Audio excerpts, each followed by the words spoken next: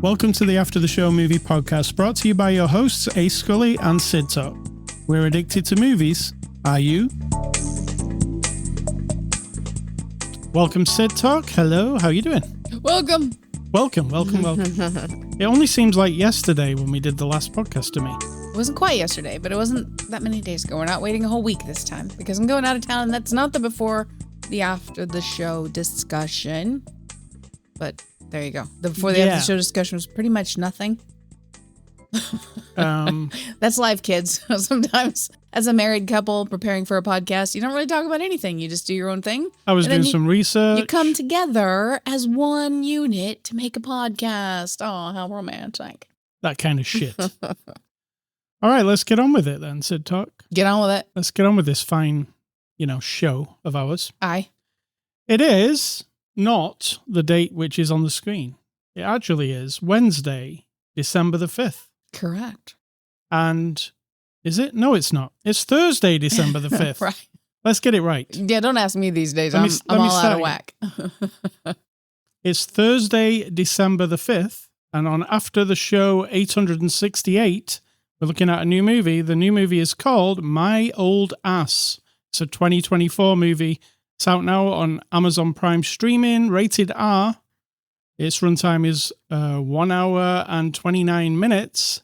And it's from Amazon Prime. You sent us a copy for review. Cidtalk, can you give us the synopsis of the movie, My Old Ass?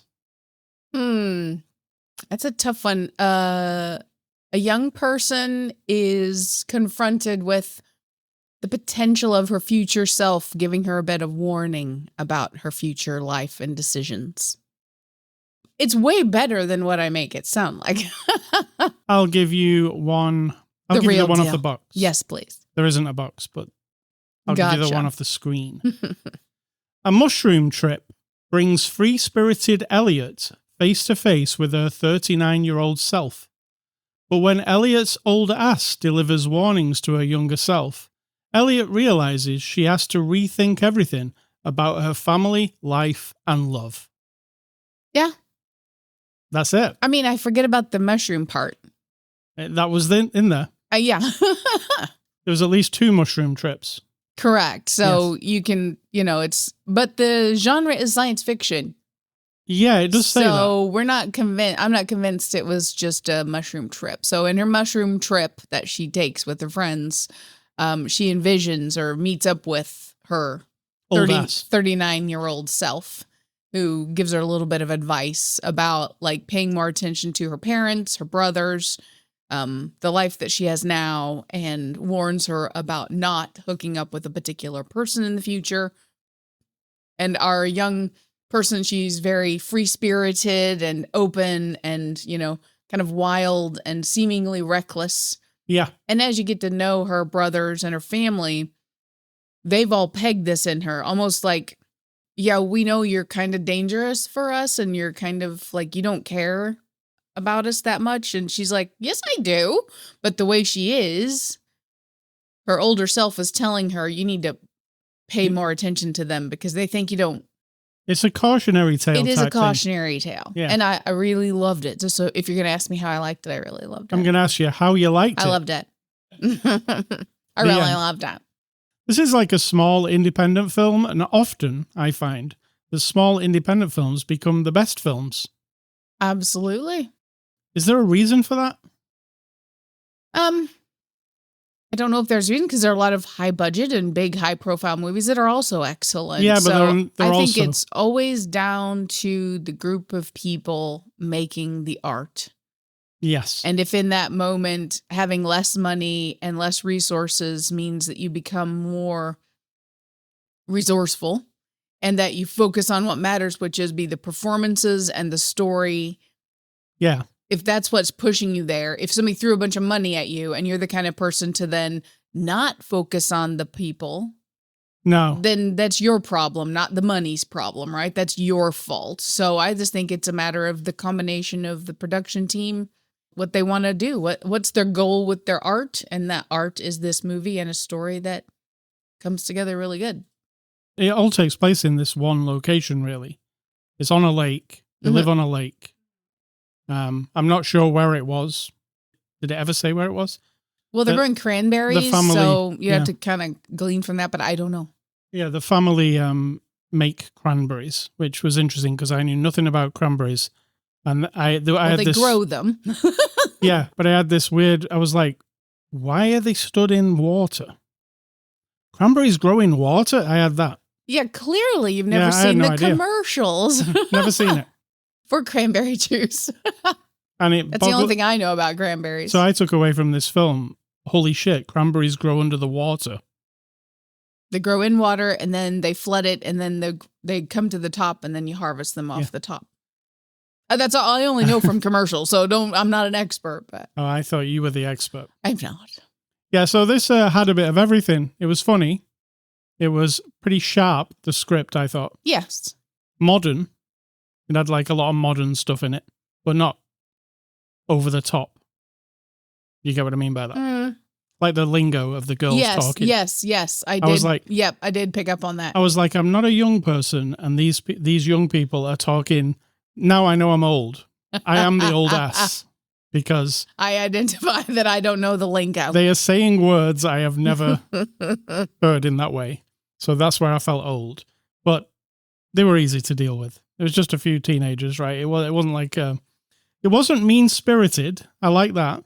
Because often, absolutely, I agree with you. I mean, you might say, well, it wasn't mean-spirited, so it's just like fluffy. And no, it actually deals with a lot, surprising, with a lot of emotional things. Absolutely. And I didn't expect did you know, let's say there's something happens in the movie when she says what happened? Yes. Did you know what that was? From the moment she said not to do the thing, I was like, oh, I know what's going on. Yeah. No, I did not guess that.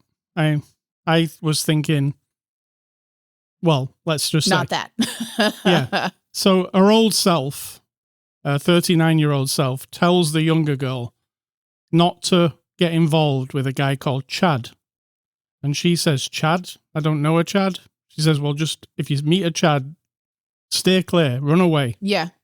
And I was like, is this Chad going to be like a criminal? This is what I was thinking. Right. Like a bad criminal or because there's a drug thing in this movie with the mushrooms. Is it something to do with drugs? Oh, you were really going there. I didn't think of should we say spoilers? Because okay, spoiler. So if you don't want to get spoiled on the sweetness of this movie, then don't listen to what we're going to all right, go and see it. Come back. We'll wait.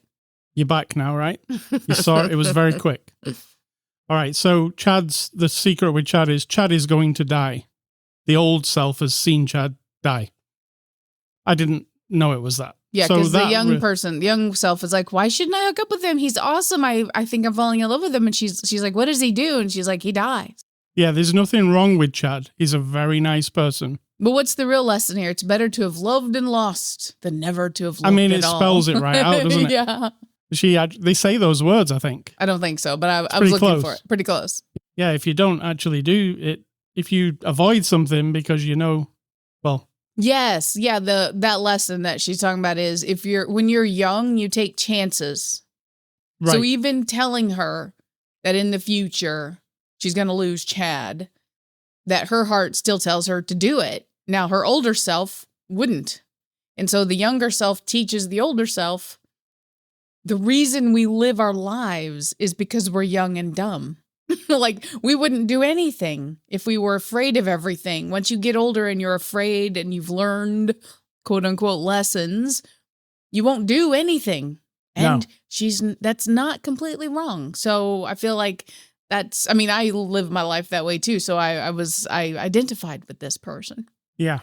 So, even when you know bad things are going to happen, to make choices to avoid all bad things will never serve you because it's not. Because the young girl's like, I'm about to fall in love with Chad.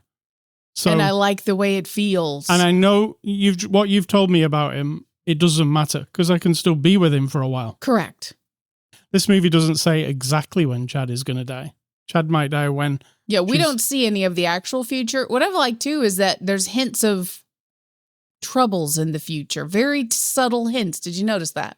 where she says, we don't say that anymore, we don't do that anymore. No, that's just like cultural things, but she says at one point, we hear a siren in the background so we're talking to our old version of ourselves in the future, or she is talking to her old version of herself. On the cell phone. On the cell phone. And there is like a huge horn alarm in the background, which indicates to us, we just kind of think of that as, like a bomb warning or some other big emergency, right? And then she says, I have to go. I got to go. Yeah. Later, she says something about, what have I got? 3 kids and a wife and all this stuff in the future. And she goes, no, you're not allowed to have 3 kids anymore. Yeah. So there's that. And then he mentions that they're selling the cranberry farm partially because all these new regulations are going to change the way the water flows through this area. So then you've got, it's real subtle, right? Yeah. So then but you see nothing in the future. You just have to listen to what they're saying and imagine that all of our futures have bad things in them. Yeah. We're living someone else's future, It's not great. The world's not great. But if you decide to stay home alone and afraid in a cave or whatever, then you just never live. It's like, what's the point? And they do address the things that you've seen in this kind of scenario before, like, oh, why don't you tell me who wins the lottery? Or, oh, why don't you tell me the lottery numbers? And they gloss over that quickly, don't they? They say, look, that's not what I'm here to do. Like, I'm not here to ruin your life either. I don't want to tell you everything because life's about surprise. And if I just tell you exactly how it goes, that's it for you, right? It's right. Gonna be. So yeah, it's well done, well managed. I didn't expect, at the beginning where the girls are out on the lake on the boat and then they go to that little island. I didn't even know what type of film this was. Did you? No, I had no clue. I didn't even know what we were watching. It could have been a horror movie at the beginning. I was like, well, this is kind of lighthearted, but now they're on this boat and we're going to spend this little time on this island at night. I was like, oh, is this going to get like gross and like somebody's going to be chasing them? And then I'm like, then they take the mushrooms and she meets her older self. And I'm like, whoa, this is not what I was expecting. It becomes a science fiction comedy drama. It does. At least that's the genre, what it's called. Yeah. And it's very touching.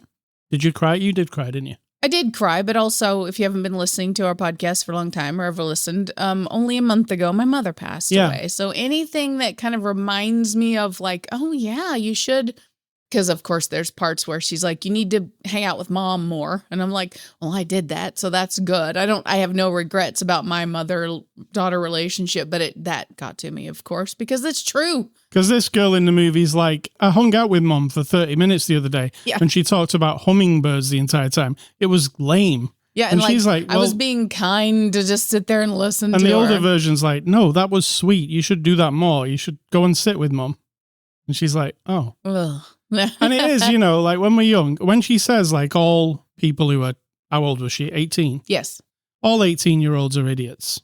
I agree. When I was 18, I was an idiot. Disagree. I don't think I don't think that's fair. I think a lot of people have lived a life that gives them a bit mean more idiots insight. as in educationally. I mean life can also, you were much more probably grown up, we'll say, when you were 18 because of your life experiences than some other 18-year-old. So I don't think that's... But still, even like me at 18, I was still a bit of a, I don't give a fuck. Right. Attitude. It doesn't really matter. Whatever I do doesn't matter. I don't know if that's dumb. I think that's a good philosophy. And that's what this movie's tagging onto. It's you should be like what you like now, even when you're older. Yes. Like don't turn old. Isn't it funny? Because a friend of mine who I used to work with, an old coworker, posted to her daughter who was 17 that she won't be carefree anymore after next year and this big long thing. And I'm just like, no. She should always be carefree. Yeah. Because we invent the burdens of adulthood. Yes, you have things to deal with that are difficult and challenging and that give you life experience, but you should always approach things with enthusiasm and that wide open. I'm a pessimist, so don't take this like I'm optimistic. I'm not a pessimist, I'm a realist, and I'm not all like rosy-eyed glasses and everything's going to be all right. None of that shit. But if you don't approach life with like, hey, ooh, what's going to happen if I go down this path? What's going to happen if I do this? And then just do it, then you do nothing. And so I wanted to say to her, like, no, let her be carefree forever. and just take care of her responsibilities as needed, you know? Yeah. One of the other things I really liked is you can tell a story like this, which is fantastical. Somebody appearing, the older version of yourself, is not something that happens. But you can do it without special effects, without anything. It was gorgeous the way they did it. Yeah, it's just, there she is. Yeah, like, I loved it. There's no like, oh, she beamed in from somewhere, or it's just like, no. And there is no special effects, and most of the film is two people talking to each other. Yeah. Aubrey Plaza's not in it a ton. Not really, but it's enough. She's the older version of herself. Yeah. She's in like the beginning and the end, really. Oh. No, she's in quite a bit. I think you're missing out on those the phone scenes. a lot. She's on the phone. I don't know, I feel like she's substantial. Anyway, let's get on to the cast. Have you anything else to say about the movie? Apart from whatever else we're going to say about the movie. The cast, Maisie Stella plays Elliot. She's our main girl. What do you think? She was awesome. I mean, she embodies the character completely. Just sort of like going about her own almost dismissive, and I'm feeling everything, and I'm convinced that this is who I am, and I'm the one that drives the boat like a crazy person, and underneath there is depth, and she's not just she's not just a caricature of what you think 18-year-old who doesn't give a shit would be. So I thought she did a good job of that. I think she had a good way of delivering emotion without saying anything. Yes. You know, everything was there on her face, I always find that fascinating with acting. When you can portray, you don't have to say a ton, but you know everything that's going on. Like there's the scene where she eventually hooks up with the boy on the rainy. Mm-hmm. Like you could see everything in her face, like everything, like what's going to happen if I do this? Do I want to do this? Yeah. Am I even this person? Like it's all there. It's really good. Aubrey Plaza plays older Elliot. We say old, but she's 39. 39, yeah.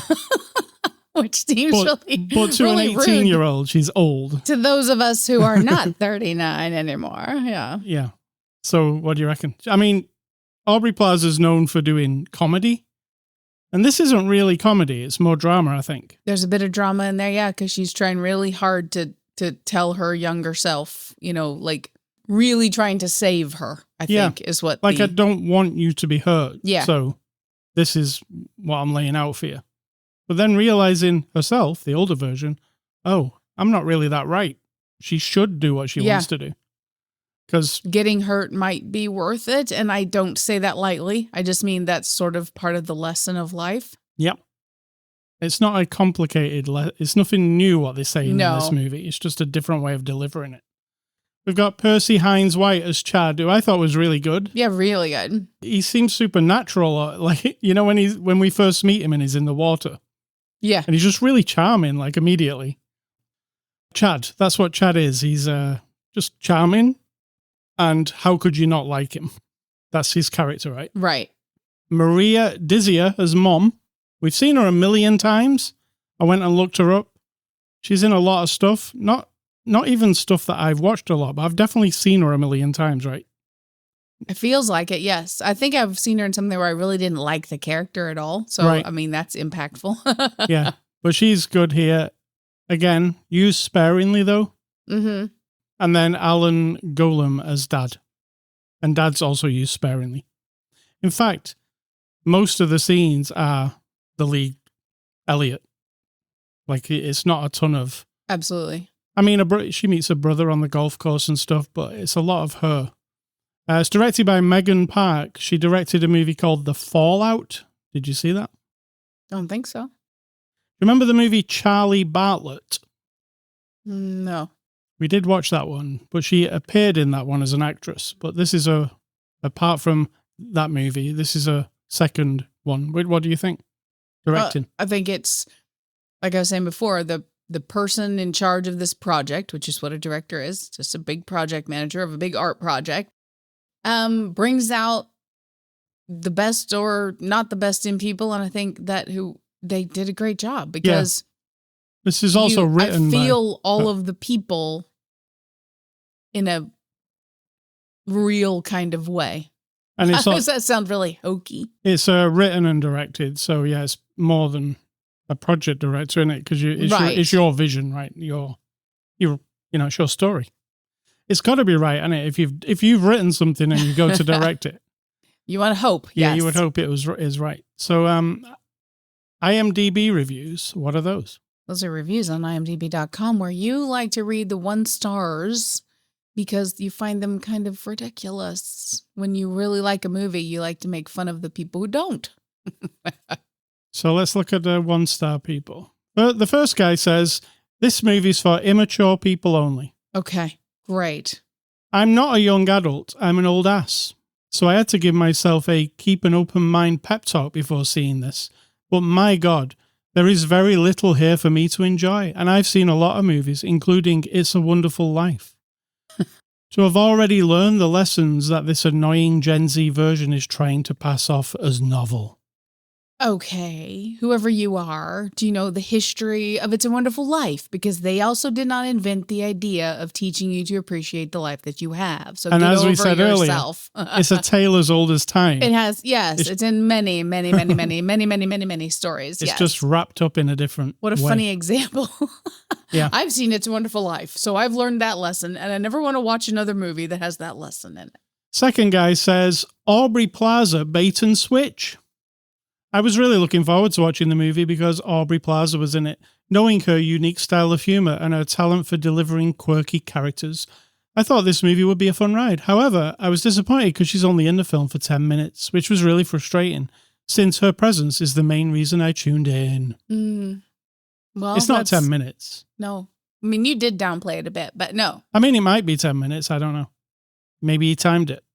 He sounds like the type who would time it, right? And the last one says, Grubby Aubrey Plaza. Grubby? I don't know what that means. What? Is she grubby? She's never able to emote like a real human being on screen. She's got the acting chops of a Planet of the Apes character. Well, they're pretty good, actually. Again, a weird example. Fortunately, she doesn't have much screen time, so it makes it a little bit better. She's bland. You're bland. You're bland. You're a bland. Got him. Called it. You're a bland. Yeah. All right, so those are the people who didn't like this movie. We didn't see any extras, but let's give this movie a score. My old ass. I'm going to give a 7 out of 10. Oh, nice. I think I'll give it a 7.8. It's very good. It's very emotional. I would give it that. It tells this particular tale, and, different. No one knows how old we are. I'm 57, and you're younger than me. But I'm 55. I can feel like I'm being preached to or given some sort of like seminar sermon about life coaching bullshit. And this didn't feel like that. And so I like that. It did not. And it was funny, touching, charming. What else? All of it. Sad. Very sad. I didn't think it was sad. I had a bit of sadness to it. I didn't. I feel like it was actually a feel good kind of a thing. It's the feel good movie of the year. Not correct. That was the one last week, wasn't it? Yeah, that was yeah, that was the feel good movie of the year. I don't know about that. Those are the IMDb reviews. That's the extras. That's the conclusion. Can you hear me going through the sheet? You're going through the sheet? So thank you to Amazon Prime. Next week, we're going to look at the new A24 horror movie, Heretic. Right on. It sounds like Hereditary. So I know. I like Hereditary a lot. I like A24 a lot. I like the word heretic. It sounds fancy. All right, let me give you some movie recommendations. I didn't write any down, but I'll give you some off the top of my head. All right? Okay. I'll give you... I was thinking of another Aubrey Plaza movie, Emily the Criminal. It's awesome. Yes, Emily the Criminal. It's, I think it might have been the first movie I saw her in. I mean, she was in Parks and Recreation, but I didn't watch that. Did you watch that? No. Never seen an episode? Never. Do you think it'd be good? I have no way of judging because, as we previously discussed about 7 seconds ago, I've never watched it. All right, so I will not make a judgment. All right. I'll give you Emily the Criminal, and I'll also give you The Batman. The Batman, okay. Yeah, the one gotcha. with Robert Pattinson. There's no reason for that. I just thought of it. And I thought that's the one to tell you that's good. There's no good reason for me to recommend It's nothing this to movie. do with this movie. I just had a flashback to it. Fair enough. And mine are? Is that what you're saying? What are my recommendations? No. Mine are going back to the 20th century. So if that's from 1900 to 1999, if you don't know what that is. The year 2000. No, not including the year 2000. Wow. Maybe accidentally if I didn't do my spreadsheet right. But in this group of movies are just movies I've seen. It is not a quality check. It is not necessarily that I remember everything about the movie, but I know that I've seen it. For Bambi, for example. What I have here is Bambi the Fugitive, which sounds like a more interesting movie. Is that like the sequel? Then Bambi. Yes, then Bambi. And then The Fugitive. Then we have Dumbo. So we got a couple Disney ones in there. The Poseidon Adventure, which was the original one from the 70s. Well, that's a good one. I mean, it's like Towering Inferno and the airplane disasters. They were kind of on a kick there in the 70s. And then Barton Fink. Yes, that is the Coen brothers. Correct. And it is pretty crazy, that movie. It is. Yeah. It's really hard to explain what that movie is. It's one of them ones where to put a succinct, this is what it is, because it's a lot of things. Would you call it surreal? It can be, yeah. Like a bit David Lynch? It's got a little bit of, Yeah. hint of that, yeah. All right. Ascully stuff. I've been reading a book this week, which I wanted to recommend. It's by our friend Quentin Tarantino. You know him? Not personally. I'm aware of his existence. He's got a book I've out. been married to you for 25 years. I know about Quentin Tarantino. He wrote a book about a year ago. I just got round to reading it. It's called Cinema Speculation. And it's not really a bio... What is it called? I'm thinking biopic. Biography. It's not a biography. It's more just adventures in his life. Okay. So it starts when he was a kid, and he goes through, each chapter is a different movie that influenced him as a filmmaker in the future. So like chapter 1 is like an introduction to his life when he was like a 9-year-old kid and he was going watching movies that he shouldn't be watching. And now the next chapter, which I've just got up to, is the movie Bullet. Have you ever seen that movie? I've not.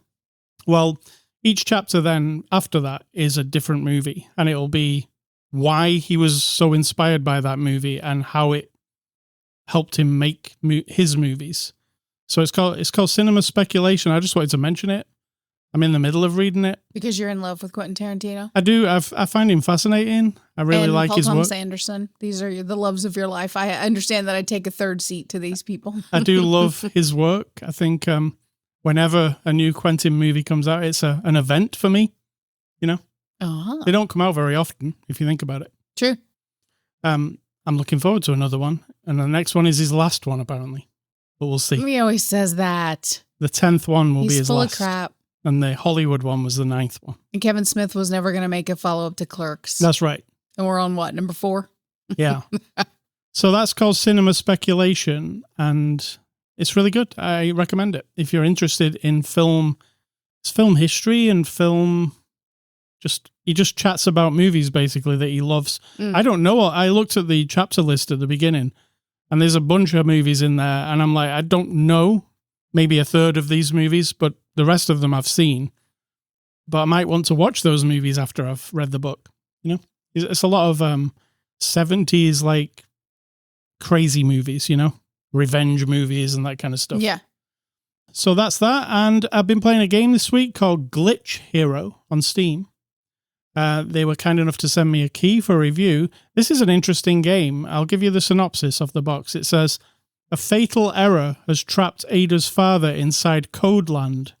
As young Ada wields the virtually mighty hammer.exe, she debugs the corrupted virtual world while learning basic coding concepts in an irreverent, fun, and thrilling action puzzle adventure.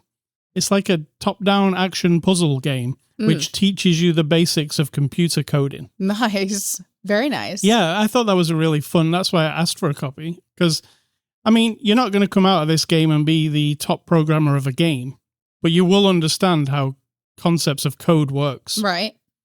And some of the puzzles, it introduces it slowly, and it's throughout this story. It'll be like, you've got to hack into this computer, and then it'll show you how like a program runs and how to reverse engineer it. It's not as complicated as it sounds. Anybody can do these puzzles, but you will come out the other end going, oh yeah, I understand if, then, and what. Right, yes, the basics, yep. Yeah. So it's called Glitch Hero.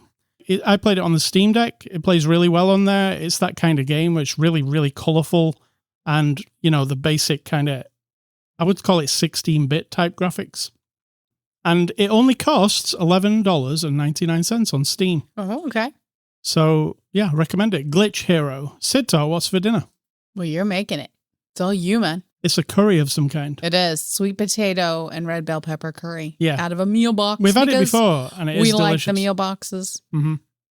And it's delicious. It's a curry with some naan bread and rice. Well, I have to go get the naan bread. You do? But I will. Or the naan. Is it naan bread or just naan? Because like chai tea, we're not supposed to say chai tea. It actually says on the packet, naan bread. Okay. So maybe Fair the enough. packet's wrong, though. Maybe. Because the packet will also say chai tea, right? I think it will. I don't know about that. I think it will. If you don't know what we're talking about, it's because chai tea, when we all say that, it's like saying tea or like coffee. Yes. Because chai is actually the word for tea. Yes. So it'd be like saying chair. Like if you say recliner chair, I know that's a specific kind of chair, but when you say recliner, you know what you're saying, right? Right. Maybe that's not the best example. Sitting chair? Just chair. It's not right. That's basically what we're saying. All right. And then you want to know my advice? Yes, please. It's not advice, of course. It's just a commentary that like suffering in life as a human is not a sport. It's not a game. You don't get points because you think yours is bigger and stronger and better / worse or more intense or more important or more of anything. Like your suffering is different from others. But if you think you're going to win like the grown-up competition, like I'm more grown-up because I owe more money because I made bad decisions or because something failed and look at me, I'm more valuable than you. I'm more important than you because look how much I've suffered. Like you're full of shit. Like that's it. You don't get points. There's no leaderboard anywhere for terrible things that have happened in your life that make your time alive on this planet any more valuable or precious. Now, I say that and people will get really pissed off. That's fine. But it's not. Like, you're not competing with anyone. And if you look at someone and think, oh, well, they don't know what real pain is, and they've just told you like a terrible thing in their life, but you want to win the competition by having more pain than them. I mean, ick, right? Yeah. Yeah. So exactly. That's it. All right. Well done. Well done. Ick. Ascully.com, that's the place you can go to get this podcast. Twitter, Facebook, Instagram. Those are social media networks where you can find us. I'm Ascully, she's Cidtalk. You can also catch the podcast on ascully.com, Spotify, iTunes, Amazon Music, and YouTube. We also do a short on TikTok. But I never go to TikTok to check whether that short is even there. You don't. I just automatically fly it over there. Maybe it's there, maybe it isn't. Who cares? You can email feedback to me, ascully@ascully.com. Do not email Cidtalk. And stay classy. Aubrey Plaza and Maisie Stella, you're both excellent in this movie. Nice. And I'm going to say, think for yourself, because if you're not doing it, someone's doing it for you.